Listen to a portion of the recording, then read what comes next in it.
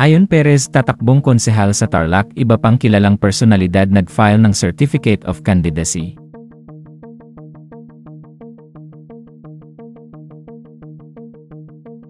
Tatakbong Municipal Councilor sa Concepcion, Tarlac ang asawa ni Vice Ganda na si Ayon Perez para sa taong 2025.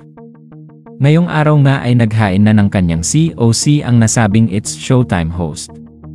Bago pa man maghain si Ayon, nanumpa na ito bilang bagong kasapi ng Nationalist People's Coalition na ginanap sa Municipal Hall ng Concepcion. Usap-usapan din ang pagtakbo bilang konsehal ang aktor na si Enzo Pineda sa ika-5 distrikto ng Quezon City. Kasama naman nito na maghain ng COC ang kanyang girlfriend na si Michelle Vito. Maging ang veteranong aktor na si Emilio Garcia ay nagsumite din ng COC pagka-mayor sa Bay, Laguna.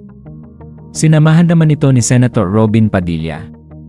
Habang ang social media personality na si Rosmar ay muling tumakbo sa pagkakonsehala naman ng unang distrikto ng Maynila. Samantala ang vlogger naman na si Boss Toyo ay sinamahan ang kanyang kaibigan na si Joseph Lumbad sa paghain nito ng COC bilang congressman sa 1st District ng Maynila. Sinabi naman ni Toyo na hindi siya tatakbo, ngunit susuportahan niya ng buong buo ang kanyang kaibigan.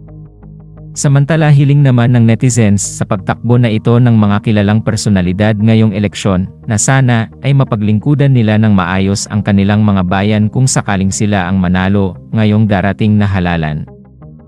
Dahil kapakanan pa rin ng bawat Pilipino ang mahalaga sa bawat pagtapak sa politika ng mga kilalang personalidad sa ating bansa. Hiling pa nila na magawa ng mga ito ng maayos ang kanilang mga nakahaing plano kaya sila tumakbo sa darating na eleksyon 2025.